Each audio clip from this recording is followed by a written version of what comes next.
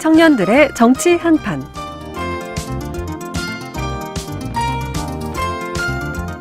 네, 우리 지역의 시사 정치 이슈 분석해보는 시간입니다. 청년들의 정치 한판. 오늘도 저희가 두 분 스튜디오에 모셨는데요. 강대규 변호사, 정의당 강원도당의 최상희 사무처장과 함께합니다. 두 분 어서 오세요. 네, 안녕하십니까. 강대규입니다. 네, 안녕하십니까. 강원도당 사무처장 최상희라고 합니다. 네, 반갑습니다. 강대규 변호사님 또 오랜만에 오셨는데 우리 네. 청취자분들께 인사 한 말씀 해주시죠. 네, 새해 복 많이 받으시라고 늦게라도 먼저 말씀을 드리겠습니다. 원주 MBC에서 불러주는 대로 족족 오겠습니다. 네, 그동안 좀 어떻게 지내셨어요? 뭐 설 연휴 보내면서요. 요즘 정계 상황이 너무 급박하게 돌아가기 때문에 좀 변호사 일을 하면서 또 그런 정계 돌아가는 걸 챙기면서 저 또한 또 긴장된 상태로 하루하루를 보냈습니다. 촉각을 좀 곤두세우고 네, 계셨군요. 좋습니다. 최상희 사무처장님께서 오늘 처음 방문해 주셨는데 우리 청취자분들께 공식적으로 또 인사 한 말씀 해주실까요? 네, 안녕하십니까. 작년 11월부터 딱 일을 시작한 정치 신입 이제 최상희라고 합니다.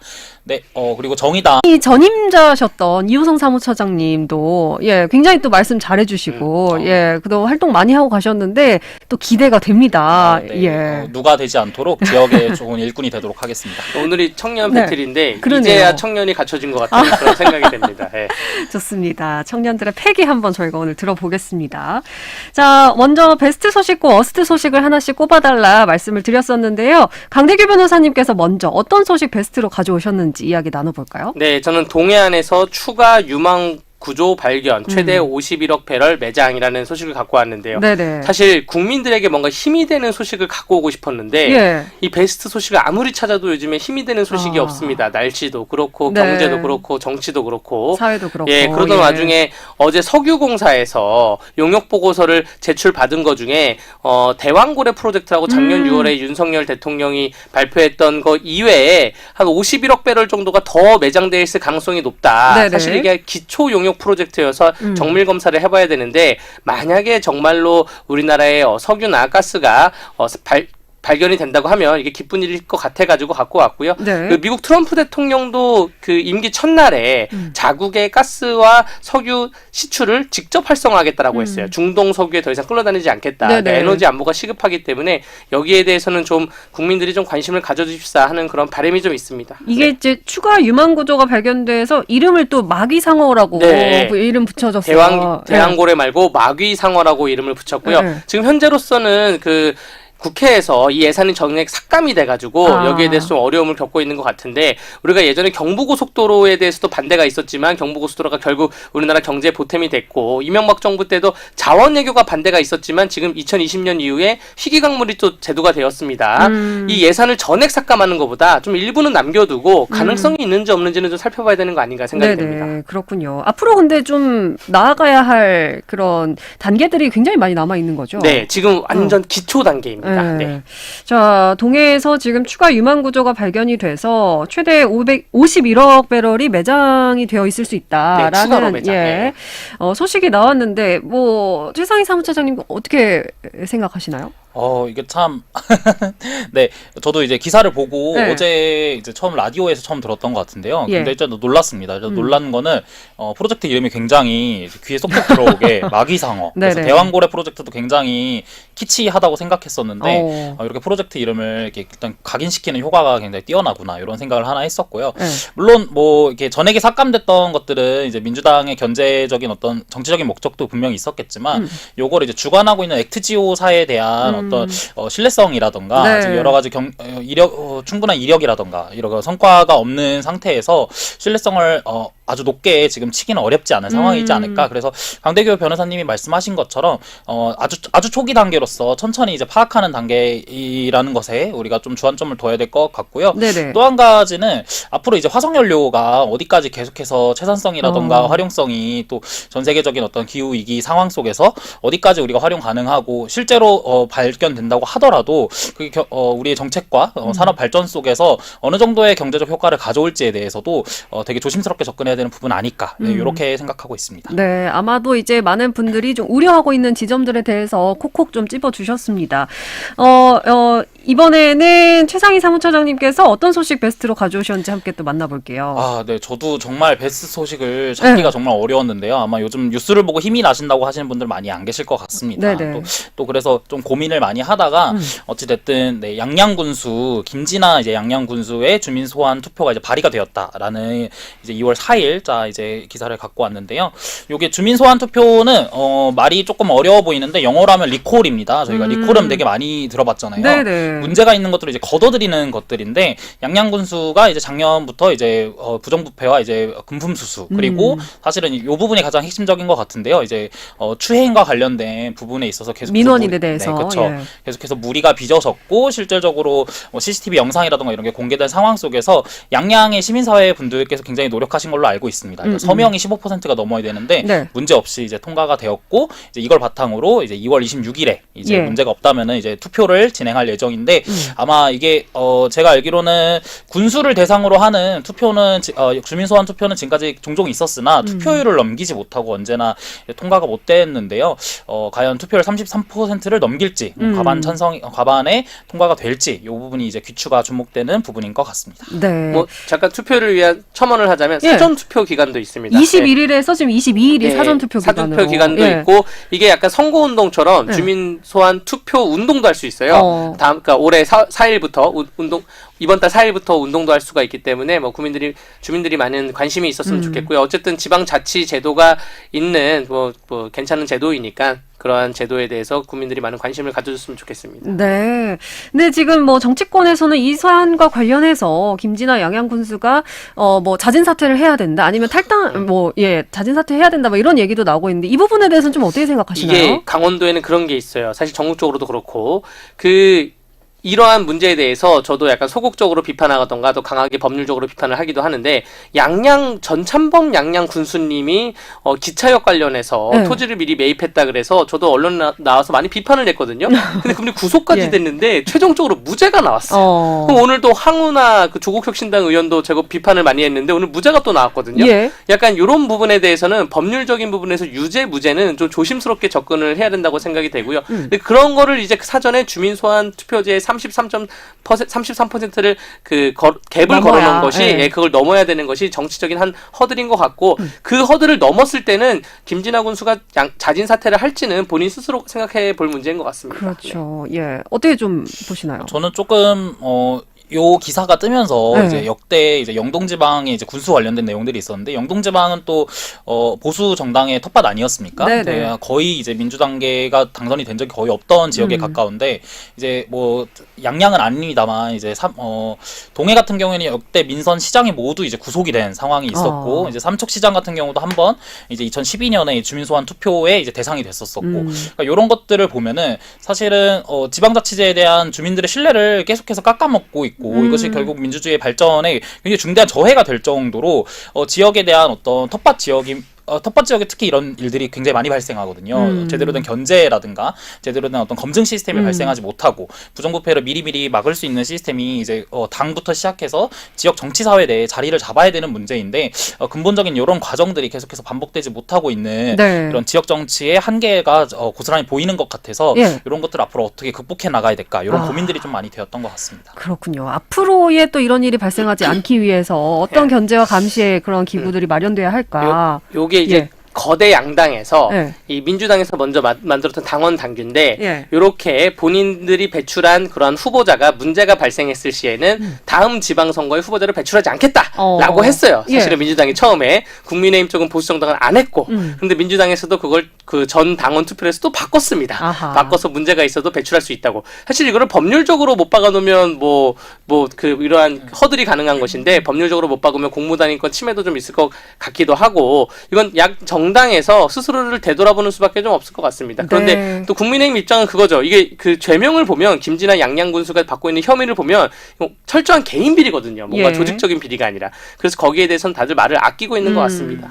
예, 알겠습니다. 어떻게 될지 어쨌든 투표 운동부터 시작해서 사전 투표, 본 투표까지 계속해서 지켜봐야 될 것 같고요. 저희 잠시 광고 듣고 와서 워스트 소식 만나보겠습니다.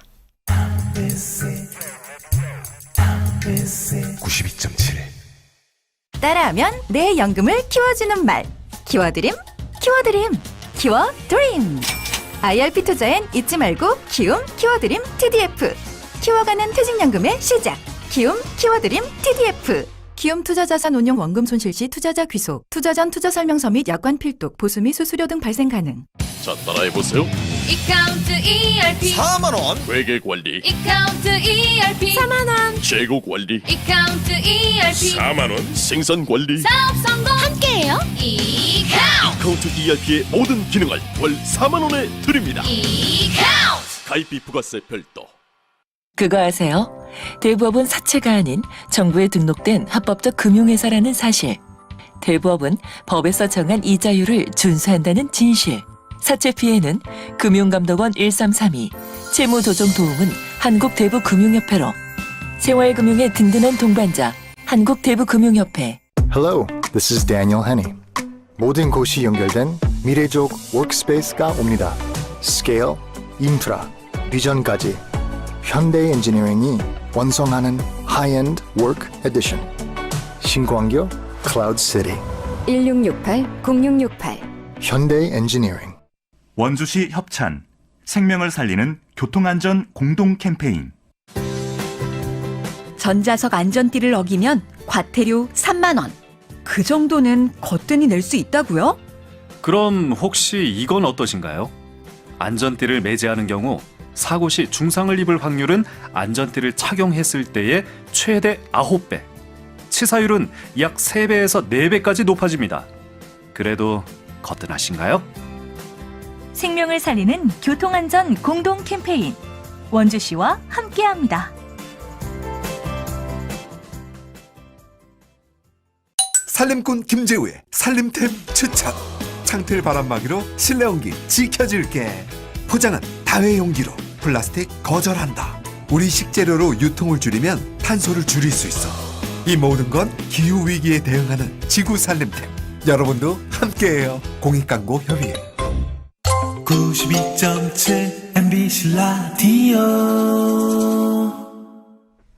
네, 화요일 코너 청년들의 정치 한판 함께하고 있습니다. 오늘 강대규 변호사, 정의당 강원도당 최상희 사무처장 두 분과 함께하고 있는데요. 워스트 소식도 함께 살펴보겠습니다. 이번에는 사무처장님께서 워스트 소식 어떤 거 꼽아오셨는지 먼저 살펴볼까요? 네, 아마 뉴스로 혹은 기사로 많이 접하셨을 것 같은데요.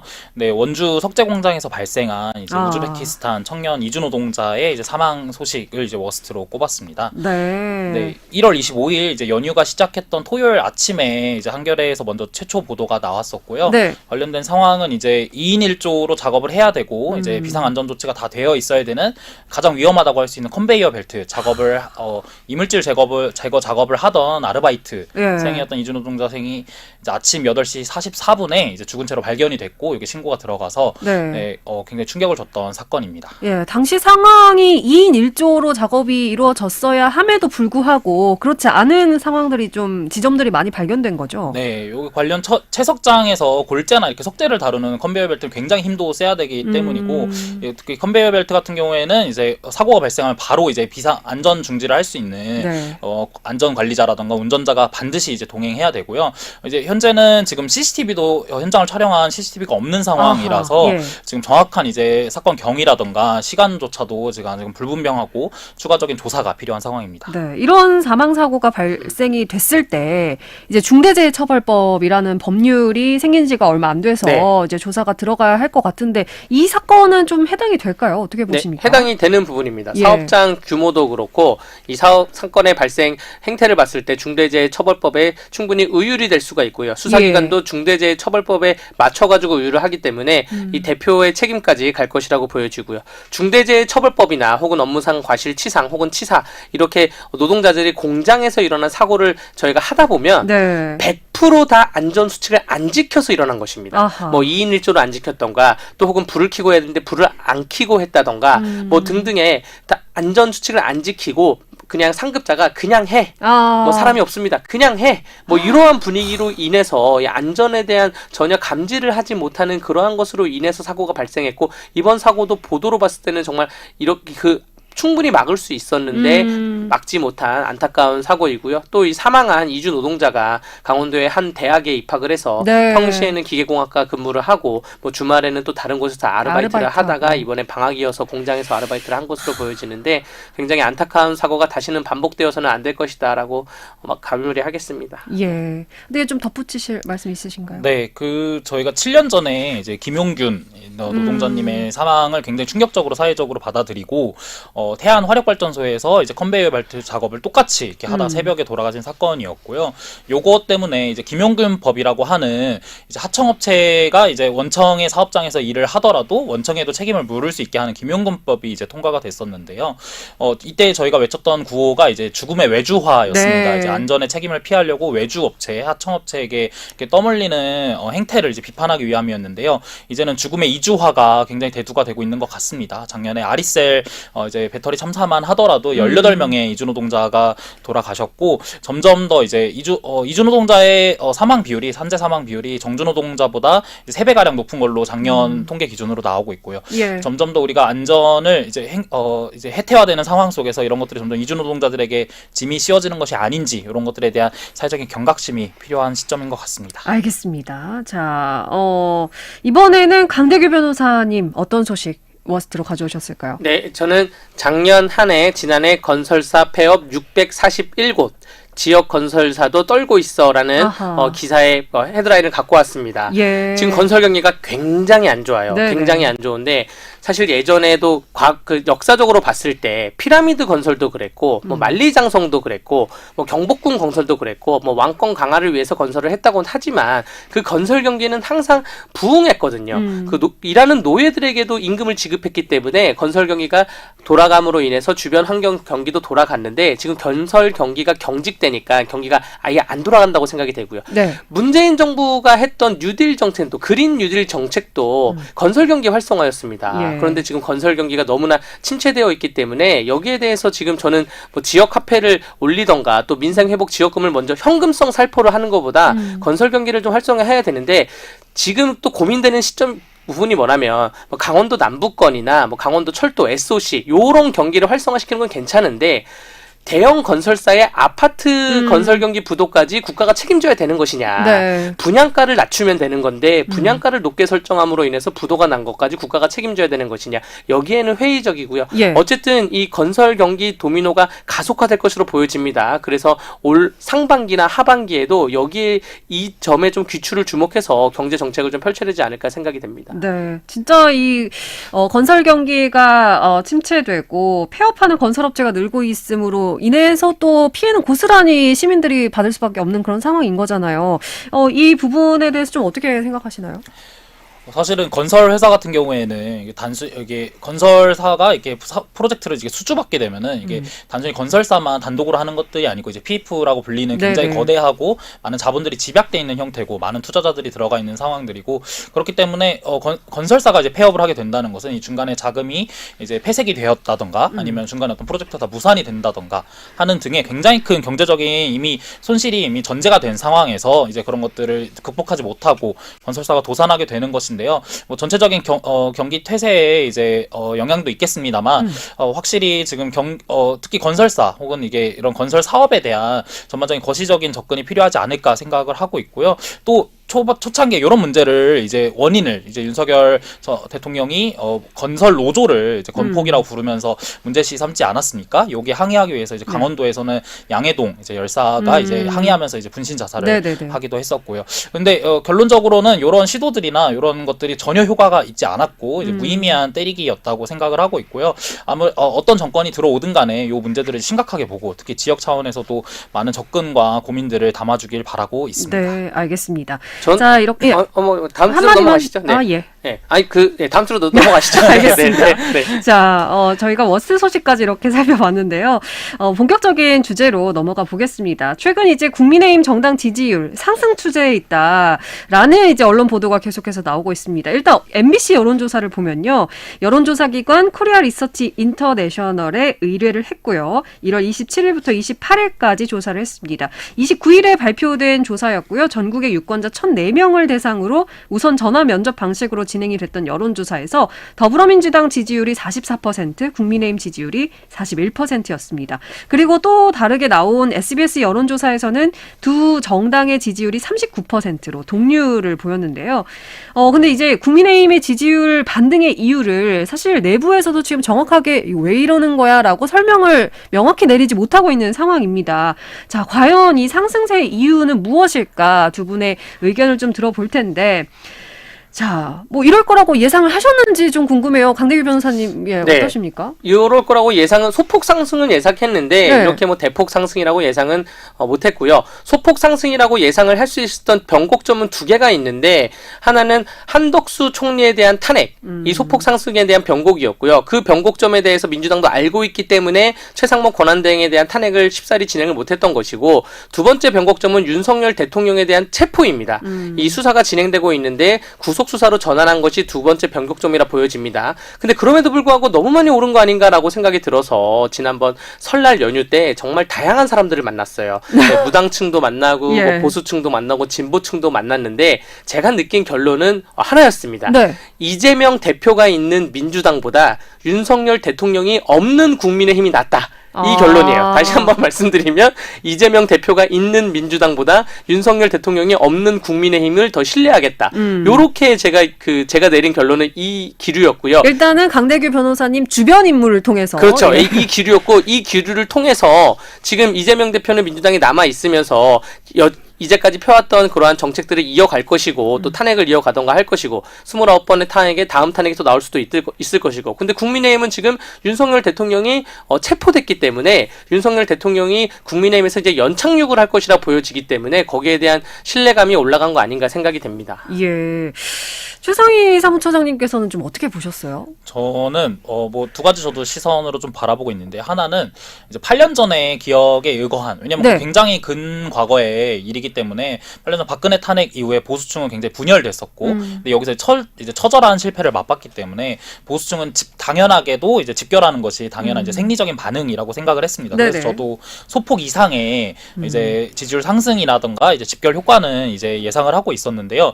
이렇게까지 더 올랐던 거는 일정하게 다 동의가 되는 부분입니다. 특히 이제 이재명에 대한 이제 비토 의식이 굉장히 커졌기 때문에인데, 이것들을 바깥에서 거시적으로 바라본다면은 결국 정치적 양극화가 훨씬 더 심해진 상황이라고 이제 진단할 수 있을 것 같습니다. 예. 원래라면은 이제 양당에 대한 지지율이 대략 한 30% 선에서 이제 왔다 갔다 하고, 무당층이 또 대략 한 20%에서 30%가 있던 게 기존의 구조였다고 하면은 지금은 40% 가까이가 양당의 지지율로 가고 있고, 네. 나머지가 무당층으로 잡히고 있는 이런 상황인데요. 예. 기존보다도 정치적 양극화가 심해졌고, 양극화라는 말이 정말 단순한 수준이 아니고 상대방을 적대시하고 상대방을 악마화하는 것이 굉장히 너무나 당연시 되는 수준의 거대 양당에 의한 어떤 그런 양극화가 굉장히 심해진 것들이 바깥에서 보는 현 상황에 대한 진단이지 않을까 싶습니다. 네. 이게 지금 8년 전에 있었던 박근혜 대통령 탄핵에 있어서 그다음에 대선도 보면 문재인 대통령이 얻었던 득표율보다 나머지 홍준표, 안철수, 유승민이 얻은 득표율을 합치면 네. 문재인 대통령보다 더 높은 득표수를 얻었어요. 그러니까 대한민국이 기본적으로 어느 정도 보수층이 형성돼 있는 것 같습니다. 그런데 우리 사무처장님이 말씀하신 것처럼 네. 8년 전에 학습 효과이기 때문에 이게 와르르 빠른 시간 내에 무너지지 않는 것이라 보여지고요.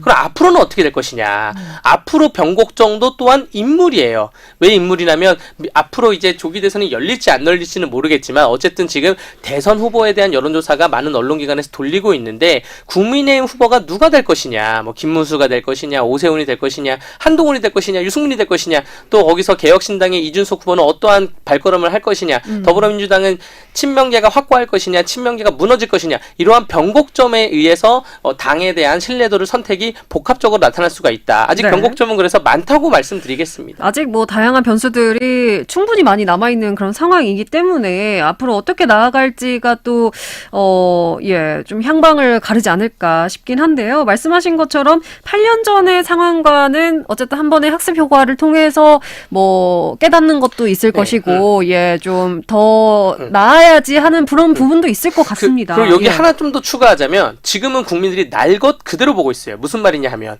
8년 전만 하더라도 이러한 그 너튜브 기반의 체제가 아니었습니다.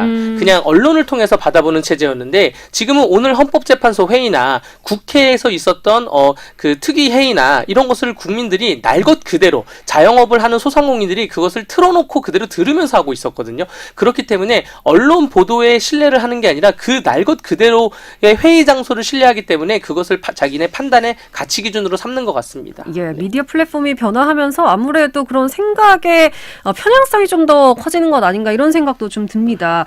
최상희 사무처장님께 여쭈면요. 중도층을 끌어들이기 위해서는 좀 어떻게 해야 될까요? 참 요 부분이 이제 거대 양당에서 항상 보이는 모습인데요.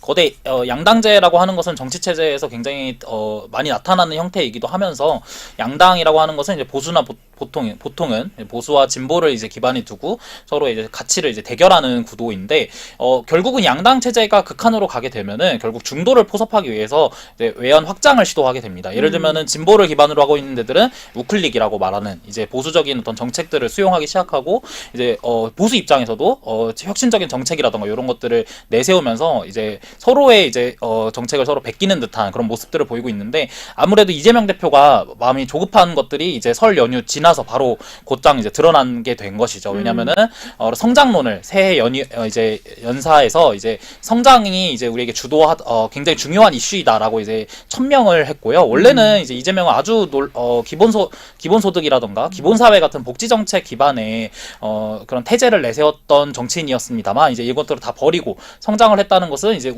이제 중도 우파의 중도 보수의 이제 지지층들을 끌어들이기 위한 포섭처럼 보이고요. 네. 근데 어제는 또 이제 반도체 이제 토론회에서 주 52시간을 예외 적용할 수 있는 업종으로서 이제 반도체를 거론하기도 했었는데요. 예. 사실 2년 전만 하더라도 주 69시간 윤석열에는 정책은 노동자를 말살시키는 정책이다라고 강하게 비판했음에도 불구하고 자신의 말을 2년 만에 이렇게 뒤집는 것들은 사실 이런 정치적인 공세에 의한 데미지보다 훨씬 더 지금 중도층을 끌어들이기 위한 우클릭으로 보이고 있고요. 이런 것들이 앞으로도 이제 국민의힘 측에서도 이렇게 외연을 확장할 수 있는 후보를 내세우고 검증하는 것들이 지금 내부에서 굉장히 중요하고 굉장히 많이 이루어지고 있지 않을까 이렇게 생각하고 있습니다. 예, 알겠습니다.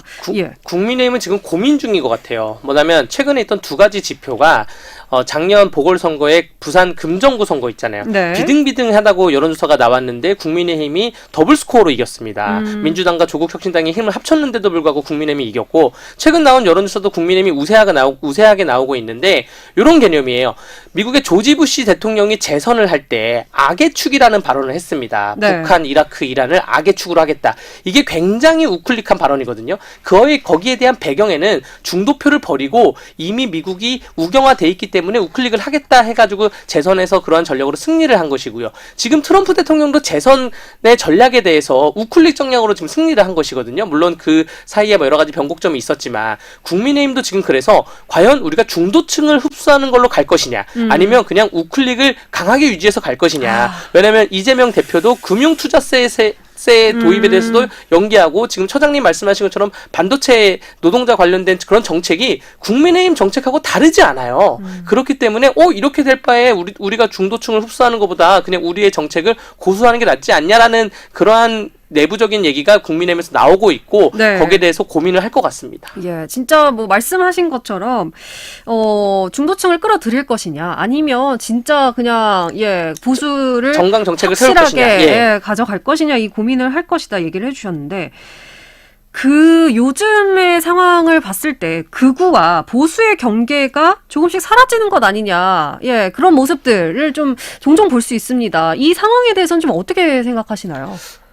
제가 먼저 말씀드릴까요? 네. 예, 그 보수와 극우의 경계, 진보와 극자의 경계, 또 보수와 진보의 경계라기보다는 그런 정치적인 경계보다 남녀의 경계나 또 혹은 그 연령별 경계가 심해지는 것 같아요. 이 연령별로 나의 연령에 맞는 정책, 나의 성별에 맞는 정책, 나의 직업에 맞는 정책을 그 정책을 펼쳐주는 정당을 지지하는 것이지 나는 우파야 나는 좌파야 이렇게 나눠지지는 않는 것 같습니다. 요즘에 20부터 한 50 중반까지는 그렇게 보여지기 때문에 이렇기 때문에 대한민국이 좀 발전할 수 있는 기회가 되는 것 같아요. 너무나 한쪽으로 매몰되는 것이 아니라 다양한 직업군이나 성별이나 연령에 맞추면 정책을 계속 뿜어내다 보다 보면 정당이 양극으로 가는 경계선이 없어지기 때문에 대한민국이 좀 더 발전할 수 있는 가능성이 있지 않을까. 좀 더 사실 더 혼란이 되는 것은 맞는 것인데 때문에 혼란 속에서 발전할 가능성은 좀 있다라고 평가하겠습니다. 예.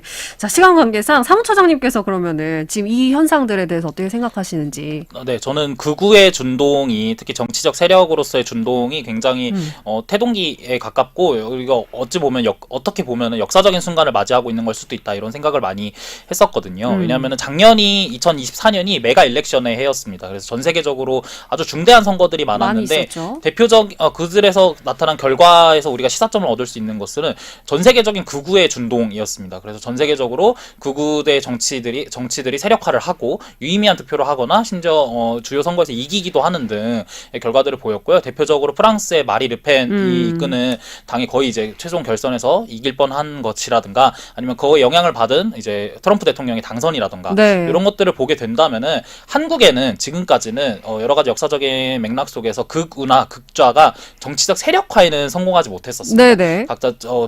각자만 이제 존재했을 뿐인데 극좌도 세력화를 못했는데 극우가 현재는 전광훈과 그다음에 20대 남성들 소수의 남성들을 기반으로 해서 서서 이제 등장하고 있는 모습들이 보이고 저는 사실은 국민의힘이 어떤 선택을 할까? 근데 그 중에 최악의 선택 중 한 개는 극우의 손을 잡고 극우와 함께 혼연일체가 되는 것이 왜냐하면 이것들은 다시 역사적으로 돌아간다면은 민주주의 안에서 파시즘이 자라났던 나치의 시대에서 극우가 그렇게 성장을 하고 집권을 해서 결국은 파시즘의 시대가 도래했던 과정과 굉장히 유사하기 때문에 몇몇 정치학자들은 이번에 서부지법 폭동 사건에서 이제 나치가 집권을 하게 된 아주 중요한 계기였던 이제 비어홀 폭동이라던가 수정의 밤 사건들을 떠올리기도 했을 만큼 국민의힘 같은 보수 정당이 어떤 선택을 하고 어떤 궤를 할지 또 이런 정치적 세력화는 어떻게 성공을 할지 실패할지 이런 것들에 저는 전국민적인 관심과 어떤 토론이 굉장히 필요한 상황이지 않을까 생각하고 있습니다. 좋습니다. 자, 마지막 질문을 좀 드려볼게요. 이제 뭐 양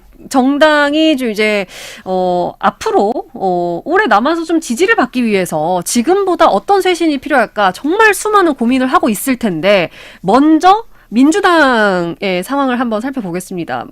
최상희 사무처장님께서 민주당은 어떤 식으로 좀 바뀌었으면 좋겠다. 저는 사실은 제 입장에서는 양당은 지지를 이제 덜 받아도 되겠다. 저는 이제 당연히 이제 소수의 진보 정당의 활동가이기 때문에 거대 양당제가 무너지고 사실은 다양한 다당제가 이제 성립이 되고 다양한 당체끼리 다양한 정당들이 서로의 이제 명확한 입장을 가지고 정책을 하고 때로는 연합을 하고 이런 식의 다당 연립제를 굉장히 주장하고 있기 때문에 사실은 저는 이번 전체적인 상황이 양당제의 한계이자 대통령제의 한계이다 이런 말들이 굉장히 많이 나오고 있고 이런 관점에서의 어떤 개헌 논의들도 양당에서도 굉장히 많이 나오고 있는 것으로 알고 있습니다. 그래서 근본적으로 그렇게 보고 있으면서도 민주당이나 국민의힘이나 계속해서 지적받아왔던 것들은 당내 계파와의 갈등의 문제, 그다음에 당내 조직의 어떤 여러 가지 문제들이 굉장히 오랫동안 지적이 되어 왔었고 두 당이 양당제 속에서 공고하게 된 지가 벌써 30년 가까이 됐기 때문에 이제는 양당제 자체의 한계를 극복해야 되는 시도들이 내부에서 소장파라든가 자성적인 목소리 나와야 되지 않겠는가. 이거는 양당에 동일하게 적용되는 문제인 것 같습니다. 알겠습니다. 자, 강대규 변호사님께서 그러면 국민의힘과 민주당에 한마디씩 해주시죠. 각 이름 속에 답이 있어요. 민주당은 민주를 찾으면 되고 국민의힘은 국민을 찾으면 됩니다. 정의당은 정의를 찾으시면 되고요. 그 민주당은 그 친명계 그 일극 체제를 무너뜨리고 민주주의로 돌아가야 돼요. 당내 민주주의로. 지금 당내에서 어떠한 이재명 대표에 대한 반발 반응도 못하고 있는 실정이거든요. 그런 것이고 국민의힘을 지지하는 극우만 태극기 부대만 볼 것이 아니라 국민들을 바라봐야죠. 그래야지 진정한 힘이 있을 것이다. 양당의 이름 속에 양당의 미래가 있다 말씀드리겠습니다. 좋습니다. 자, 저희가 오늘 국민의힘 지지율의 상승세의 이유를 함께 두 분과 살펴봤고요. 강대규 변호사, 정의당 강원도당 최상희 사무처장 두 분과 함께했습니다. 오늘 말씀 고맙습니다. 네, 감사합니다. 감사합니다.